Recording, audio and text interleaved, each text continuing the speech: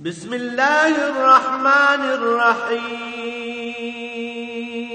الرحمن علم القرآن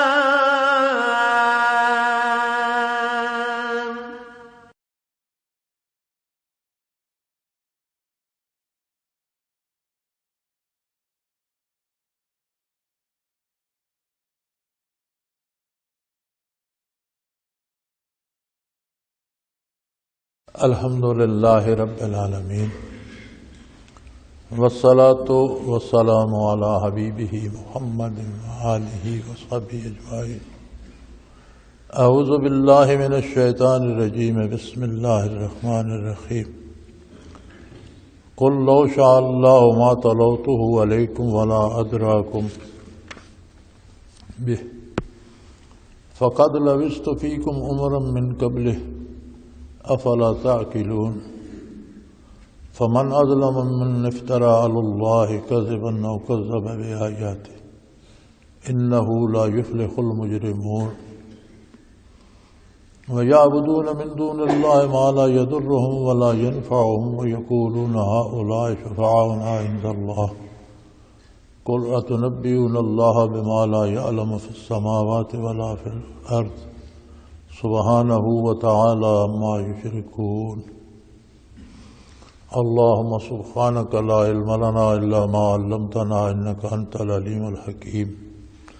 مولاي صل وسلم دائما أبدا على حبيبك خير الخلق كلهم۔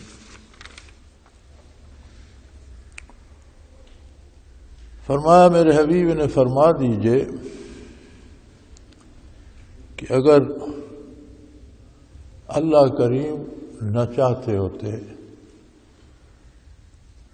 تو میں تمہیں یہ قرآن کریم نہ سناتا اور نہ تمہیں اس کے بارے کوئی خبر ہی دیتا۔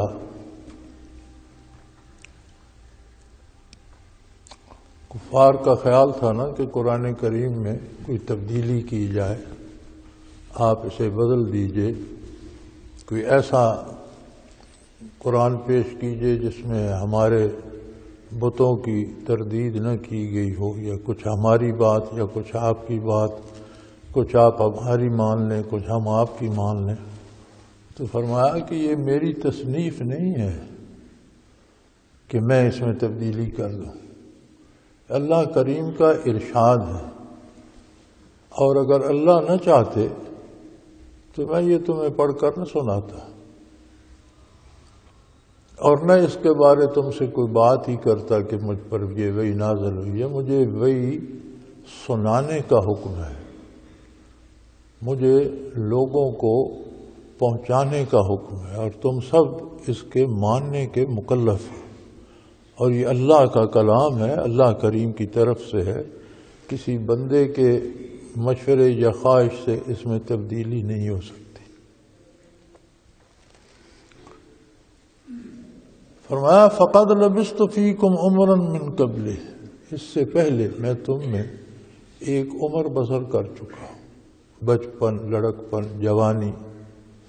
40 برس تو کہولت کی عمر آ جاتی ہے، بڑھاپا شروع ہو جاتا ہے، تو میرا بچپن تمہارے ساتھ گزرا، لڑکپن تمہارے ساتھ گزرا، جوانی تمہارے درمیان گزری، تو کیا اس ساری زندگی میں نے کوئی ایسی بات تم سے کی ہے، یا اس ساری زندگی میں کہیں میں نے معاذ اللہ کوئی غلط بات کہی ہے، کہیں تم کہ میرا کوئی جھوٹ ثابت کر سکتے ہو، کوئی میرا غلط کام ثابت کر سکتے ہو؟ آخر لڑکپن، جوانی تمہارے ساتھ بسر ہوئی ہے، کہیں تم کہہ سکتے ہو کہ میں نے کوئی غلط بات کی ہے یا غلط کام کیا ہے؟ اور اگر ساری زندگی اور جوانی میں کوئی غلط بات نہیں کی، تو اب جب عمر کہولت کی اور بڑھاپے کی شروع ہو رہی ہے تو میں اللہ پر جھوٹ بولوں گا؟ جس نے کبھی ساری زندگی کسی بندے پر جھوٹ نہیں بولا، وہ ذات اللہ پر جھوٹ بولے گی؟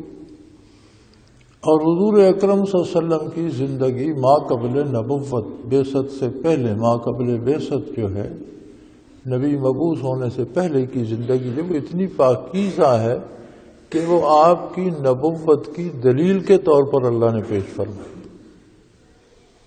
کہ ایسا بندہ جس نے بچپن سے لے کر لڑکپن جوانی تک میں کوئی لفظ جھوٹ کا نہ کہا ہو، کسی سے بددیانتی نہ کی ہو، کسی کو دھوکہ نہ دیا، کوئی غلط کام نہ کیا ہو، یا پھر اگر کوئی ایسی بات ہے تو تمہارے سامنے میری عمر گزری ہے، میرے ہم عمر بھی ہیں، مجھ سے کم عمر بھی ہیں، اور مجھ سے بڑے لوگ بھی تم میں موجود ہیں، کوئی ایک بات ایسی زندگی بھر میں بتا دو جہاں میں نے کوئی غلط کام کیا ہو یا غلط بات کی۔ تو اتنی پاکیزہ زندگی جو تمہارے درمیان رہ کر میں نے بسر کی اور کبھی جھوٹ نہیں بولا، تو کیا آج میں اللہ پر جھوٹ بولوں؟ فرمایا افلا تاکلون، تم میں اتنا شعور بھی نہیں ہے، تم تجزیہ نہیں کر سکتے، سوچ نہیں سکتے، سمجھ نہیں سکتے۔ جو چیز غلط ہے وہ غلط ہے، اگر وہ نسلوں سے بھی آ رہی ہے تو نسلوں سے آنا اس کی صحیح ہونے کی دلیل نہیں بن جاتا۔ اگر اسے اللہ کریم غلط قرار دیتے ہیں تو وہ غلط ہے، اللہ کے حکم کے خلاف ہے، اللہ کی نافرمانی ہے۔ دین بھی موروثی طور پر ہے، دین بھی تو ہمیں وراثتاً ملا ہے اور نسلاً بعد نسلاً ملا ہے، لیکن دین کی اساس ہے، بنیاد ہے اللہ کا قرآن، اللہ کا کلام، اللہ کے نبی کا ارشاد، نبی صلی اللہ علیہ وسلم کی حیات مبارکہ، آپ صلی اللہ علیہ وسلم کا کردار اور آپ صلی اللہ علیہ وسلم کا ارشاد، یہ دین کی بنیاد ہے، یہ سارا حق ہے۔ حق پر پیروی کرنا یہ تو عین دین ہے، لیکن باطل کی پیروی کرنا باطل ہے۔ جس طرح حق کی پیروی حق ہے، اسی طرح باطل کی پیروی باطل ہے۔ کسی ایک برائی سے دوسری برائی کا جواز پیدا نہیں ہوتا۔ ہمارا تو آج کل رویہ ہے نا، آپ بھی دیکھتے ہیں، میں بھی دیکھتا ہوں، ٹیلی ویژن پہ جمع ہو جاتے ہیں لوگ، پھر کسی پہ اعتراض ہوتا ہے کہ تم نے فلاں جگہ ڈنڈی ماری، فلاں جگہ چوری کی، تو وہ یہ نہیں کہتا میں نے نہیں کی، وہ کہتا ہے فلاں نے بھی کی تھی، تمہاری جماعت کے فلاں بندے نے بھی اتنے فنڈ کھا لیے۔ بھئی اگر اس نے کھا لیے، ایک بندے نے برائی کی، تو کیا دوسری کی برائی کا جواز بن جاتا ہے؟ ایک شخص چوری کرتا ہے تو کیا دوسرے کے لیے چوری جائز ہو جاتی ہے؟ برائی کا جواز نہیں بنتی، البتہ حق اتباع حق کی دلیل بنتا ہے۔ تو فرمایا میری عمر تم میں، گویا عمر مبارک قبل از بعثت بھی صداقت نبوت پہ دلیل کے طور پر اللہ نے پیش فرمائی۔ سبحان اللہ، کیا عجیب بات ہے، اور کتنی پاکیزہ عمر مبارک ہے کہ بطور دلیل نبوت قرآن کریم پیش کر رہا ہے کہ ایسی پاکیزہ زندگی گزارنے والا شخص کبھی جھوٹ نہیں بول سکتا۔ اگر وہ کہتا ہے میں اللہ کا نبی ہوں تو وہ سچ کہہ رہا ہے، اگر وہ کہتا ہے کہ مجھ پر یہ وحی آئی ہے تو وہ سچ کہہ رہا ہے، اور وحی الہی کا ماننا تم سب کے لیے ضروری ہے، اس کے باہر نجات نہیں ہے۔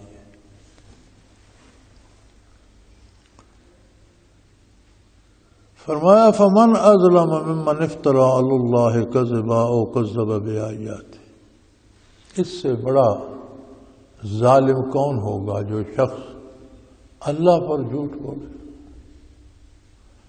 یا پھر وہ بہت بڑا ظالم ہے جو اللہ کے احکام کا انکار کر دے، وہی الہی کا انکار کر دے، اس کی آیات کا انکار کر دے، انہیں جھٹلا دے، یہ کہہ دے کہ یہ درست نہیں ہے، یا یہ کہہ دے کہ میں نہیں مانتا، ایک ہی بات ہے۔ تکذیب کا مطلب ہوتا ہے کہ یہ بات صحیح نہیں ہے۔ فرمایا اس سے بڑا ظلم کیا ہوگا، اس سے بڑا کوئی ظلم کا تصور ہے، ومن اظلم، اس سے بڑا ظالم کون ہوگا۔ یہ بیماری اللہ کریم معاف فرمائے، یہ مسلسل چل رہی ہے۔ کفار میں کچھ لوگ ایسے تھے جنہوں نے کہہ دیا کہ ہم نہیں مانتے، ہم نبوت پر ایمان نہیں لاتے، ہم یہ بات ماننے کو تیار نہیں کہ یہ وحی الہی ہے۔ ایک طبقہ وہ تھا جو کہتے تھے کہ ہمارے باپ دادا جو کرتے تھے اب ہم آپ کی بات مانیں تو اس کا مطلب ہے وہ سارے غلط کرتے تھے، ہم اپنے باپ داداؤں کو سب کو غلط کہہ دیں، ہم یہ نہیں کہتے۔ ایک تیسرا طبقہ تھا جس کے مفادات مجروح ہوتے تھے، جس طرح ان کے پیشوا بنے ہوئے تھے، کوئی جادوگر تھے، کوئی برائے نام علماء بنے ہوئے تھے پرانی کتابوں کے، کوئی پادری بنے ہوئے تھے، کوئی رہبی بنے ہوئے تھے، اس طرح کے جو لوگ تھے تو ان کے مفادات مجروح ہوتے تھے، وہ مذہب کے نام پر لوگوں سے مال کماتے تھے اور پیسے کھاتے تھے، تو ان کے مفادات مجروح ہوتے تھے، تو ان کی تکذیب وہ بھی کہتے تھے کہ اس طرح کیسے ہو سکتا ہے، یہ کیسے اللہ کا کلام ہو سکتا ہے، وہ تو ایسی باتیں ہیں جو ہم بتاتے۔ یہ بیماری چل رہی ہے، ابھی تک بھی ہے۔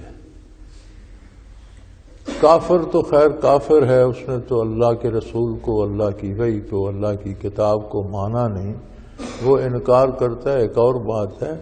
حیرت کی بات ان لوگوں کے لیے جو خود کو مسلمان کہلاتے ہیں، کلمہ بھی پڑھتے ہیں، نمازیں بھی پڑھتے ہیں، روزے بھی رکھتے ہیں، ارکان بھی ادا کرتے ہیں، لیکن جب موقع آتا ہے تو پیسہ کمانے کے لیے حلال حرام کی تمیز بھول جاتے ہیں، تعویلیں گھڑتے ہیں، جان بوجھ کر ادھر ادھر کی باتیں ملا کر اپنے لیے جواز پیدا کرتے ہیں، اور یہ بہت بڑا ظلم ہے۔ اس سے بڑا ظالم کون ہوگا جو اللہ کی آیات میں یا انکار کرے، انکار کیا مختلف طریقے ہیں، ایک شخص نے کہہ دیا میں مانتا ہی نہیں ہوں، دوسرا کہتا ہے ان میں اس طرح کی تبدیلی کرو تو مانوں گا، تیسرا کہتا ہے اس کا مفہوم یہ نہیں جو آپ بتا رہے ہیں، اس کا مفہوم وہ ہے جو میں کہہ رہا ہوں۔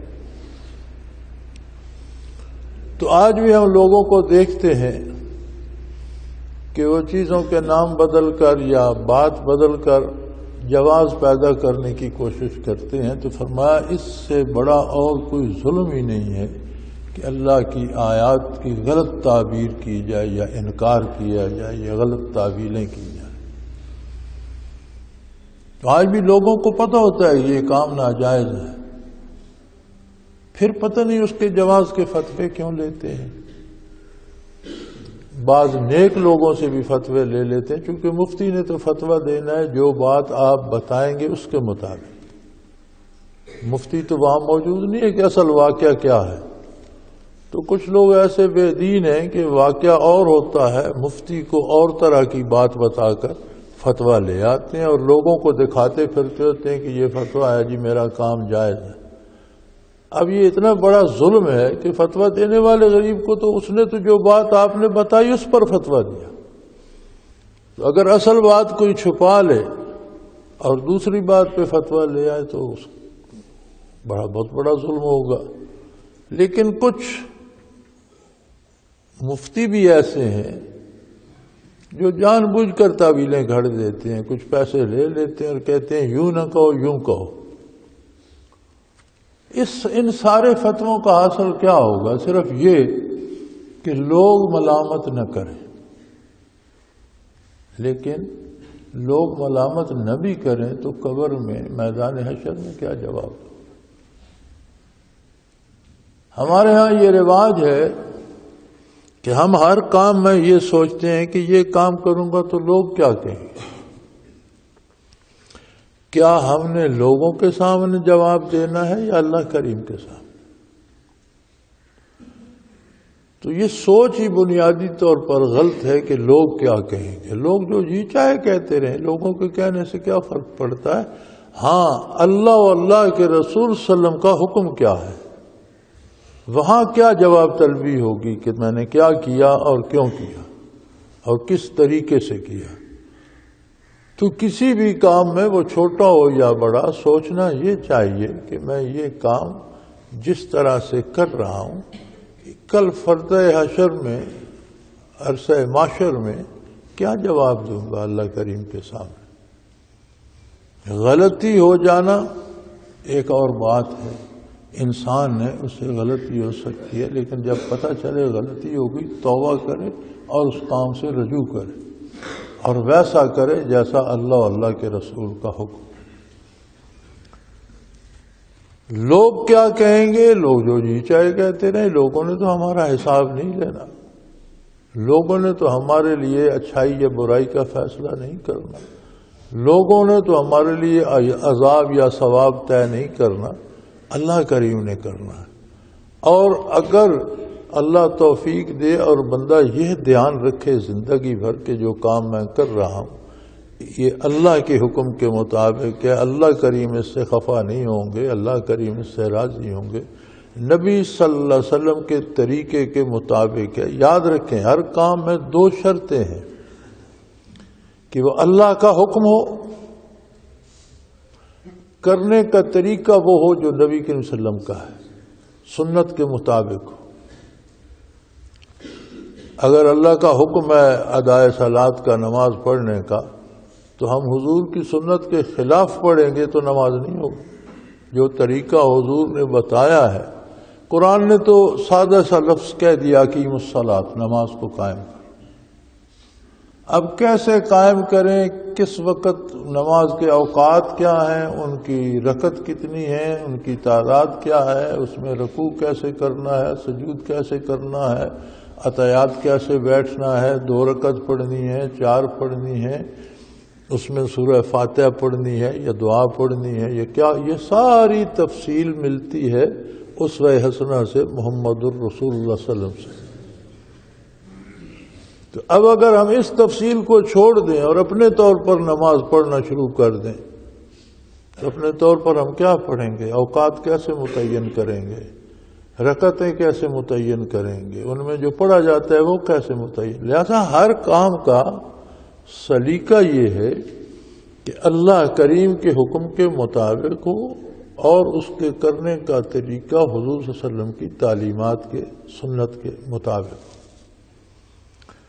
یہی حال قرآن کی تفسیر یا اللہ کے احکام کی تعبیر اور تعویل کا بھی ہے۔ وہ تعبیر کی جائے آیات کی جو نبی کریم صلی اللہ علیہ وسلم سے ثابت ہے، جو سلف صالحین سے، متقدمین سے، صحابہ تابعین، تبع تابعین سے ثابت ہے، وہ تعویل کی جائے۔ ایسی کوئی تعویل نہ کی جائے جو متقدمین سے ثابت نہیں ہے اور اپنی طرف سے گھڑ کے نہ کی جائے۔ اور اس سے بڑا ظلم کیا ہوگا کہ اللہ کریم کی بات کو یا جھٹلا دے یا اس میں غلط تعویلیں کرے، اس سے بڑے کسی ظلم کا اور کوئی تصور ہی نہیں۔ اور اس کا نتیجہ یہ ہوتا ہے کہ انہ لا یفلح المجرمون، ایسے بڑے مجرم کبھی فلاح نہیں پاتے۔ نتیجے اور انجام کے اعتبار سے یہ لوگ ہمیشہ برباد ہو جاتے ہیں، تباہ ہو جاتے ہیں، کبھی کامیاب نہیں ہو سکتے۔ فلاح ایک بڑا وسیع لفظ ہے عربی کا، اس کا ترجمہ تو ہم لکھ دیتے ہیں کامیابی، لیکن فلاح سے مراد یہ ہے کہ زندگی میں، دنیا میں، خاندانی امور میں، ذاتی امور میں، کاروبار میں، موت میں، برزخ میں، میدان حشر میں، ہر جگہ کامیابی نصیب ہو تو اسے فلاح کہتے ہیں۔ جیسے مؤذن پکارتا ہے نا نماز کے لیے، کہتا ہے حی علی الفلاح، آؤ کامیابی کی طرف۔ تو یہ کامیابی ایک کام میں یا وقتی نہیں ہوتی، یہ ہوتی ہے ابدی کامیابی ہر شعبہ زندگی میں، کاروبار میں، تجارت میں، گھریلو حالات میں، اولاد میں، بزرگوں کے ساتھ تعلقات میں، معاشرے کے ساتھ تعلقات اور لین دین میں، موت میں، ما بعد الموت، میدان حشر میں، یہ مسلسل کامیابی فلاح کہلاتی۔ فرمایا جو لوگ احکام الہی کا انکار کرتے ہیں یا اس کی غلط تعبیریں کرتے ہیں، یہ بہت بڑے مجرم ہیں، اور ایسے مجرم کبھی کامیاب نہیں ہو سکتے۔ زندگی کے ہر شعبے میں انجام جو ہوتا ہے ان کا وہ عبرتناک ہوتا ہے، ناکامیوں سے بھرپور ہوتا ہے اور تباہیوں کا پیش خیمہ ہوتا ہے۔ آخرت کے حالات وہ بھی اسی طرح ناکام ہوتے ہیں۔ سو فرمایا، کیا خوبصورت بات فرمائی فقد لبثت فیکم عمرا من قبل، میں تو تمہارے ساتھ زندگی بسر کر چکا، عمر کا ایک بہت بڑا حصہ گزار چکا ہوں، 40 برس قبل از بعثت گزر گئے اور 23 برس نبوت کی حیات مبارکہ تو ہے، تو گویا 2 حصے عمر شریف بعثت سے پہلے آپ نے مشرکین مکہ اور کفار عرب کے ساتھ بسر فرمائی۔ اور کتنا بڑا سوال ہے ساری انسانیت کے لیے کہ ان 40 برسوں پر کہیں انگلی رکھ کر دکھاؤ کہ کوئی چیز تمہیں غلط نظر آتی۔ کیا مبارک زندگی ہے کہ آپ کی حیات مبارک ہی نبوت کی سب سے بڑی دلیل بن۔ تو جس شخص نے کبھی، جس کی طرف کسی جھوٹ کی نسبت تم نہیں کر سکتے، ایسی ہستی کیا اللہ کریم پہ جھوٹ بولے؟ جس نے کسی بندے پر، کسی کافر، کسی مشرک پر جھوٹ نہیں بولا، وہ ہستی اللہ کریم پر جھوٹ بولے؟ یا پھر اگر اللہ کا حکم نہ ہوتا کہ میں یہ وحی تمہیں سناؤں اور تمہیں اس کی طرف دعوت دوں اور اس پر عمل کرنے کی دعوت دوں، تو مجھے کیا ضرورت پڑی تھی؟ میں نے اتنی زندگی میں 40 برسوں میں تمہیں کوئی بات بتائی کہ ایسا نہ کرو، ایسا کرو، یا یہ حکم ہے اس کام کو اس طرح کرو؟ میرا کیا مطلب ہے؟ میں تو تمہیں اس کی بھنک بھی نہ پڑھنے دیتا، لیکن جب اللہ کا حکم ہے کہ تمہیں سناؤں اور ماننے کی دعوت دوں تو میں اللہ اعلان کہہ رہا ہوں اور کہوں گا، اور یہ حوصلہ بھی انبیاء کا ہی ہوتا ہے۔ اب مکہ مکرمہ میں، مکی زندگی میں، مکہ مکرمہ میں رہتے ہوئے یہ صورت پیش کرنا، تبت یدا ابی لہب وتب، یہ حوصلہ محمد الرسول اللہ صلی اللہ علیہ وسلم کا ہی، کہ جہاں پہلے سارے مشرکین خون کے پیاسے ہو رہے ہیں، اگر ان کے منہ پر ایسی باتیں کہی جائیں تو وہ کیا کریں؟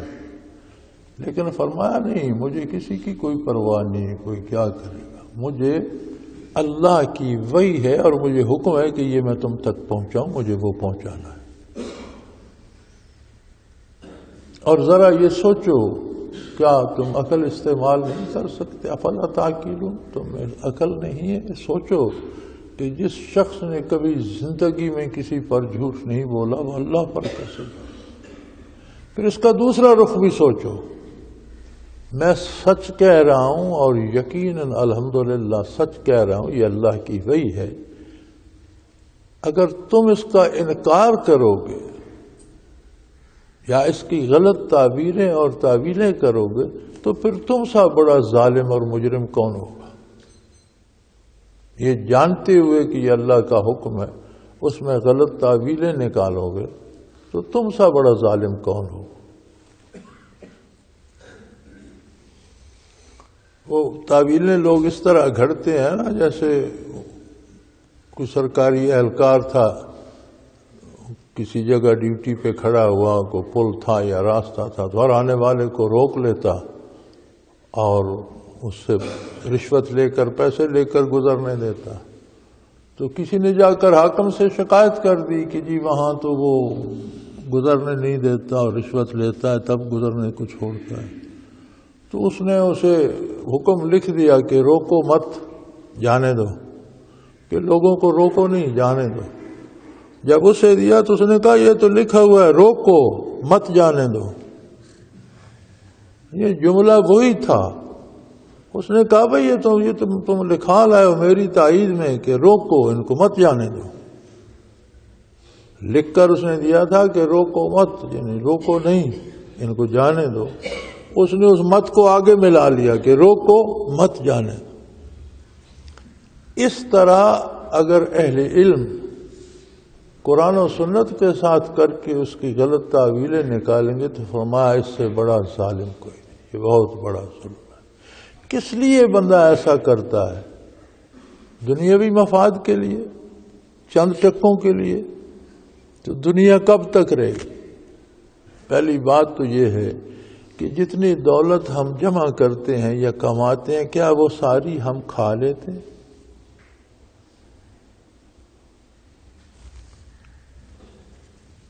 ہلاکو خان کے سامنے جب خلیفہ بغداد کو پکڑ کر لایا گیا تو زر و جواہر سے خزانے بھرے ہوئے تھے، تو اس نے منگوائے جواہرات، ہیرے اور سونے کی اینٹیں اور تھال بھر کے اس نے کہا خلیفہ کے سامنے رکھو، کھاؤ۔ خلیفہ کیسے کھاتا، کیا کھاتا، ہیرے کھاتا، سونا کھاتا؟ تو اس نے کہا اگر کھا نہیں سکتے ہو بدبخت تو یہ فوج پر خرچ کیا ہوتا تو آج یہ دن دیکھنا نصیب نہ ہوتا۔ اسے کیوں جمع کرتے رہے ہو؟ ایک فوج بنائی ہوتی، اسے معقول تنخواہ دی ہوتی، اچھا اسلحہ خریدا ہوتا، لوگوں پر خرچ کرتے، ملک کو سنوارا ہوتا تو آج یہ دن دیکھنا تمہیں نصیب نہ ہوتا۔ تو وہ شرط لگا کر گیا تھا خلیفہ جی میں پیش ہوتا ہوں پر مجھے قتل نہ کیا جائے۔ اس نے کہا قتل نہیں کریں۔ تو جب لاجواب ہوگا تو نے کہا اسے نمدے میں لپیٹ کر اتنی لاتیں مارو کہ یہ مر جائے، اسے قتل نہیں کرنا۔ تلوار سے، اس کا مطلب تھا کہ تلوار سے قتل نہیں کرنا، لاتیں مار مار کر انہوں نے مار دی۔ تو یہ حقیقت ہے کہ یہ دولت ہم جو جمع کرتے ہیں کیا ہم ساری کھا لیتے ہیں؟ کیا یہ مرنے کے بعد ہمارے ساتھ کسی کام آئے گی؟ نبی کریم صلی اللہ علیہ وسلم نے فرمایا کہ بندے کا مال دو طرح کا ہے، ایک وہ جو وہ استعمال کر لیتا ہے، کھا لیتا ہے، پہن لیتا ہے، دوسرا وہ جو اللہ کی راہ میں خرچ کر دیتا ہے، وہ آخرت میں اس کے ساتھ۔ اس کے علاوہ جو کچھ ہے وہ دوسرے لوگوں کا ہے، وارثوں کا ہے۔ تو ہم لوگوں کے لیے جمع کرتے رہتے ہیں اگر، تو پھر اس میں ناجائز جمع کیوں کریں؟ اس میں غلط تعبیریں کر کے، غلط تعویلیں کر کے دولت جمع کیوں کریں؟ یعنی کھائے گا کوئی، جواب طلبی ہماری ہوگی، کیا فائدہ اس کا؟ تو یہ جو بنیادی نظریہ ہے نا، آج بھی آپ دیکھتے ہیں کسی بندے سے کوئی بات کرو تو وہ کہتا ہے لوگ کیا کہیں۔ لوگوں نے تو ہمارا حساب نہیں لینا، لوگوں کا جو جی چاہتا ہے کہ۔ اور ایک بات میں آپ کو بتا دوں، یہ اللہ کی شان ہے کہ جو لوگ اللہ کے لیے کسی کی پرواہ نہیں کرتے انہیں کہتا بھی کوئی کچھ نہیں۔ اللہ کریم خود ان کی حفاظت فرماتے ہیں، انہیں کوئی کچھ نہیں کہتا۔ جو لوگ اللہ کی بجائے لوگوں کی رضامندی کے طالب ہوتے ہیں ان سے لوگ کبھی راضی نہیں ہوتے، ہمیشہ ان کی برائی کرتے رہتے۔ یہ بڑی عجیب فلسفی ہے۔ آپ غور کر کے دیکھ لیں کہ جس کام میں آپ نے اللہ کی رضا کو مد نظر رکھا اس میں کوئی آپ کو ملامت نہیں کرے گا، اور جس کام میں آپ نے لوگوں کی رضا کے لوگ راضی رہیں تو میں یہ کرتا ہوں، اس میں آپ کر بھی دیں تو لوگ پھر بھی اعتراض کرتے۔ یہ عجیب فلسفی ہے نوع انسانی کی۔ تو فرمایا اس سے بڑا ظلم کیا ہے کہ اللہ پر جھوٹ بولا ہے۔ تو اللہ پر جھوٹ بولنا یہ ہے کہ اللہ کا حکم نہیں ہے اور آپ کہتے ہیں یہ اللہ کا حکم ہے، یا اللہ کا اور قرآن کا اور سنت کا منشا اور ہے، اور آپ اس کی غلط تعویل کر کے چند ٹکے کمانے کے لیے یا اپنا اقتدار بچانے کے لیے یا کسی کی خوشامد کے لیے غلط تعویل کرتے ہیں۔ فرمایا ایسے لوگ کرتے تو اس لیے ہے نا کہ ہم کامیاب ہوں، ہماری نیک نامی ہو، ہمیں دولت ملے۔ فرمایا یہ لوگ کبھی کامیاب نہیں ہو سکتے، زندگی کی کسی شعبے میں انہیں کوئی کامیابی نہیں ملتی۔ اور پھر اس سے بھی بڑی بات یہ ہے کہ عبادت کیا ہے؟ آپ معبود حقیقی کی رضامندی چاہتے ہیں، اس کے لیے جو کام بھی کرتے ہیں وہ عبادت۔ ارکان دین جو ہے نماز، روزہ، زکوٰۃ، حج، یہ وہ ہیں جو فرائض ہیں، جو ضرور کرنے ہیں۔ لیکن زندگی کا کوئی بھی کام آپ اللہ کی رضا کے لیے کرتے ہیں وہ عبادت۔ اب اگر آپ اپنے کام اللہ کی پرواہ نہ کرتے ہوئے، اللہ کی رضا کی پرواہ نہ کرتے ہوئے لوگوں کی شابہ شابہ لینے کے لیے کریں گے، لوگوں کی خوشنودی کے لیے کریں گے، تو پھر وہ بھی عبادت ہوگی، لیکن کس کی؟ جن کی آپ خوشنودی چاہتے ہیں، وہ اللہ کی عبادت نہیں ہوگی۔ جو کام اللہ کی خوشنودی کے لیے کیا جائے گا وہ اللہ کی عبادت ہوگی، اور جو کام لوگوں کی خوشنودی کے لیے کیا جائے گا وہ لوگوں کی عبادت ہو جائے گی۔ تو فرمایا یعبدون من دون اللہ، یہ جو لوگوں کی خاطر کرتے ہیں نا، یہ اللہ کو چھوڑ کر لوگوں کی عبادت کرتے ہیں، ان کی خوشنودی چاہتے ہیں، اس کے لیے قرآن کریم کی غلط تعبیریں کرتے ہیں، اس کے لیے احادیث مبارکہ کی غلط تعویلیں کرتے ہیں، اس کے لیے سنت مبارکہ کی غلط تعبیریں کر کے۔ اور عجیب بات ہے، ایک انسانی عادت یہ بھی ہے کہ غلطی کرتے ہیں اور غلطی کو غلط ماننے کو تیار نہیں ہوتے، اس کا جواز تلاش کرتے ہیں کہ میں نے جو کیا یہی صحیح ہے۔ یہ تو بڑا ظلم ہے۔ اگر غلطی ہو گئی تو اسے غلطی تسلیم کرو کہ جو اللہ و اللہ کے حبیب صلی اللہ علیہ وسلم نے فرمایا وہ صحیح ہے، جو میں نے کیا یہ غلط ہے۔ اس پہ نہیں آتے، اپنی غلطی کے جواز تلاش کرتے ہیں۔ تو غلطی کا جواز کیوں بناتے ہیں؟ کہ لوگ ملامت نہ کریں۔ فرمایا ایسے کام جو کرتے ہیں نا کہ لوگ خوش رہیں، وہ لوگوں ہی کی عبادت کرتے ہیں۔ یعبدون من دون اللہ ہے، اور لوگوں کے ایسے لوگوں ایسی چیزوں کی عبادت کرتے ہیں ما لا یضرہم ولا ینفعہم، جو نہ ان کا کچھ بگاڑ سکتے ہیں نہ سنوار سکتے۔ لوگ راضی ہوں گے تو آپ کو کیا دیں گے، اور ناراض ہوں گے تو آپ کا کیا لے جائیں گے؟ رزق تو اللہ کی طرف سے ہے، صحت اس کی طرف سے ہے، زندگی موت اس کی طرف سے ہے، نیک نامی بدنامی سب اس کی طرف سے ہے، جو وہ چاہے کرے۔ تو لوگ تو آپ کو کچھ دے نہیں سکتے، آپ کا کچھ بگاڑ نہیں سکتے، آپ کا کچھ سنوار نہیں سکتے۔ اور پھر کہتے کہ ہیں یقولون ہؤلاء شفعاؤنا عند اللہ، ہم جن بتوں کی پوجا کرتے ہیں یہ بزرگان دین کے بت ہیں، جن قبروں پہ ہم سجدے کرتے ہیں یہ مقبولان بارگاہ کی قبریں ہیں۔ اگر کسی عالم، کسی ولی اللہ، کسی نیک آدمی کی بات آپ وہ مانتے ہیں جو قرآن و سنت کے مطابق ہے تو یہ تو دین ہے۔ لیکن آپ اگر بزرگان دین پر بھی تہمت رکھ دیتے ہیں، جیسے عیسائیوں نے کہا عیسیٰ علیہ السلام اللہ کے بیٹے ہیں، اب عیسیٰ علیہ السلام نے اس کا کب دعویٰ کیا؟ یہ تو دوہرا ظلم ہو گیا کہ ایک آپ کفر کر رہے ہیں، دوسرا اللہ کے نبی پر بھی الزام لگا رہے ہیں۔ تو اگر تو واقعی کوئی ولی اللہ ہے، آپ اس پر الزام لگا کر قبر کو سجدے کرنا شروع کر دیتے ہیں، تو یہ تو دوہرا ظلم ہو گیا۔ کس ولی اللہ نے کہا تھا کہ میری قبر کو سجدے کر؟ تو نبی کریم صلی اللہ علیہ وسلم کا واضح حکم موجود ہے کہ آپ نے فرمایا یہود و نصارہ نے اپنے نبیوں کی پوجا شروع کر دی تھی، تم میری قبر کو سجدہ گاہ نہ بنانا۔ کہ جب حضور اکرم صلی اللہ علیہ وسلم کی قبر کو سجدہ جائز نہیں ہے تو ماں شما کس کھیت کی مولی۔ لیکن لوگ کرتے ہیں دین کے نام پر۔ مزے کی بات یہ ہے کہ اسے دین بھی کہتے ہیں۔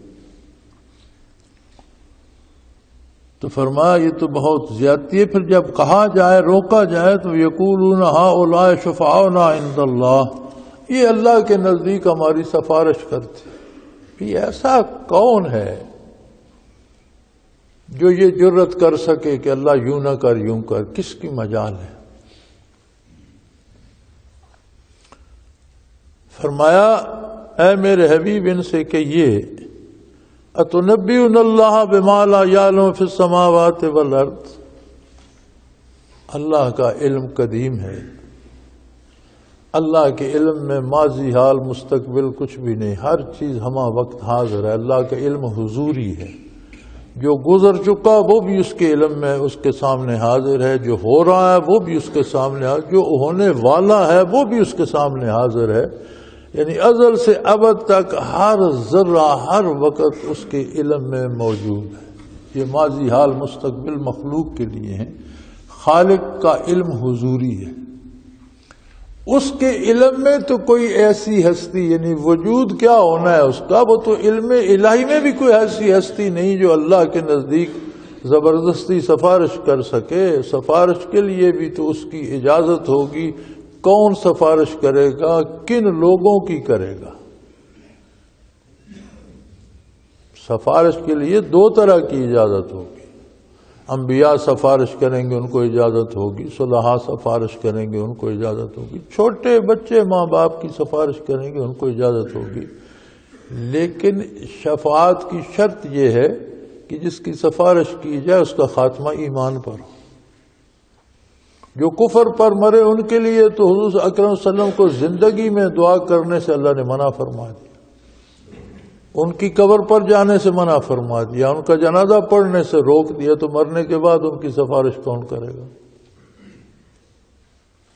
تو فرمایا ایسا کوئی سفارشی جس کا اللہ محتاج ہو کہ اس کی بات نہ مانی تو بات بگڑ جائے گی، ایسا کوئی نہیں۔ اور یہ ہمارے ایک ساتھی ہوتے تھے، اللہ ان پر کروڑوں رحمتیں فرمائے، خان زمان نام تھا ان کا، فنا بقا تک مراقبات تھے، مشاہدات اچھے تھے، زمیندار تھے، نمبردار تھے اپنے گاؤں کے۔ انہیں لاہور جانا پڑا، ہائی کورٹ میں کوئی کام تھا،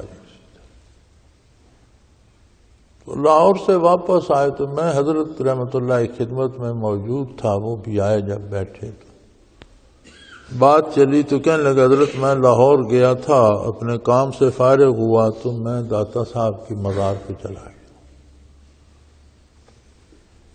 داتا صاحب سے میری ملاقات ہوئی تو میں نے لوگوں کو دیکھا کہ وہ سجدے کر رہے ہیں روضے کے باہر، مقبرے کے باہر، کوئی ماتھا ٹیک رہا ہے روضہ مبارک کی دیوار سے، کوئی سجدہ کر رہا ہے۔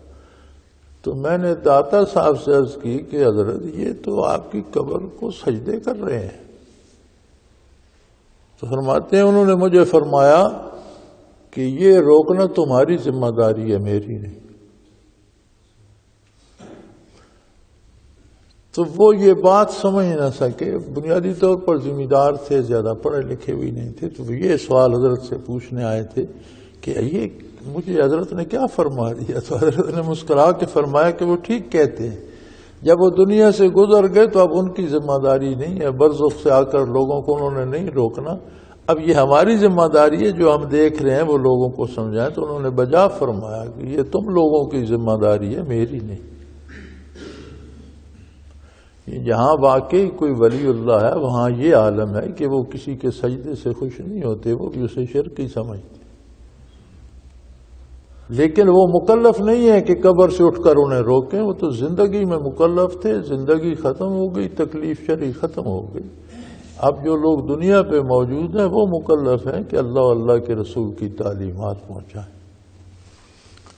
تو فرمایا یہ بتوں کو سجدے کرتے ہیں، بعض نیک لوگوں کے بت بنا لیے ہیں، بعض انبیاء کی قبروں کو سجدے کرتے ہیں، بعض اولیاء کی قبروں کو سجدے، بعض ویسے ہی مٹی کے ڈھیروں کو سجدے کرتے رہتے ہیں، اور روکو تو کہتے ہیں بھئی ہم انہیں معبود تو نہیں سمجھتے، ہم انہیں اس لیے سجدے کرتے ہیں کہ اللہ کے نزدیک ہماری سفارش کریں گے۔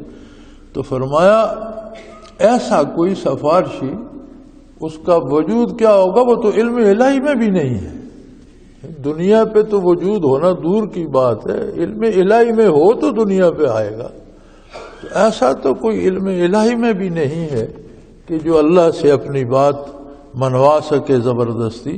سبحانہ و تعالی اما یشرکون، اللہ کی ذات پاک ہے ان چیزوں سے، اور جو یہ شرک کرتے ہیں اس سے اللہ بہت بلند ہے، وہ بہت عظیم ہے، کوئی اس کا شریک نہیں، اور جو شرک کرتے ہیں یہ خود ذلیل و رسوا ہوتے ہیں، وہ ان سب چیزوں سے پاک اور بلند ہے۔ وآخر دعوانا ان الحمدللہ رب العالمین۔ اللہ اللہ اللہ اللہ اللہ اللہ اللہ اللہ۔ حضرت امیر محمد اکرم آوان مد ذلہ العالی دارالعرفان منارہ ضلع چکوال میں سالہ سال سے قرآن و حدیث کے اوپر خطابات کر رہے ہیں اور سلسلہ نقشبندیہ اویسیہ کے مطابق لوگوں کو ذکر الہی کی تربیت دے رہے ہیں۔ وہ قرآن پاک کی تفسیر ترتیب وار بیان کر رہے ہیں۔ تفسیر قرآن کو وہ موجودہ ملکی اور بین الاقوامی حالات کے مطابق بیان کرتے ہیں۔ موٹر وے سے کلر کہار کے انٹرچینج سے نکلتے ہوئے کلر کہار کی جھیل سے ہوتے ہوئے میانی، بوچھال اور نور پور سے گزرتے ہوئے دارالعرفان منارہ پہنچ سکتے ہیں۔ حضرت امیر محمد اکرم آوان نے بچیوں اور بچوں کی دینی اور دنیاوی تعلیم کے لیے سقارہ اکیڈمی کے نام سے ایک درسگاہ بھی قائم کی ہے، جس کا افتتاح ملک پاکستان کے صدر جنرل محمد ضیاء الحق نے اپنے دست مبارک سے کیا تھا۔ وہ تمام احباب جو اسلام کی طلب رکھتے ہیں ان سے گزارش ہے کہ دارالعرفان منارہ ضلع چکوال میں امیر محمد اکرم آوان صاحب کے خطابات سے مستفید ہوں۔ وہ ہر جمعے کو نماز سے پہلے بیان فرماتے ہیں۔ ہر ماہ کی پہلی اتوار کو ماہانہ اجتماع ہوتا ہے جس میں آپ خصوصی خطاب فرماتے ہیں اور پاکستان کے چاروں صوبوں سے احباب اس اجتماع میں شرکت کرتے ہیں۔ اس کے علاوہ یہاں سال میں 2 مرکزی اجتماعات بھی ہوتے ہیں، ایک رمضان المبارک میں اعتکاف کا اجتماع اور دوسرا جولائی اور اگست میں 40 دن کا اجتماع ہوتا ہے جس میں روحانی تربیت کی جاتی ہے۔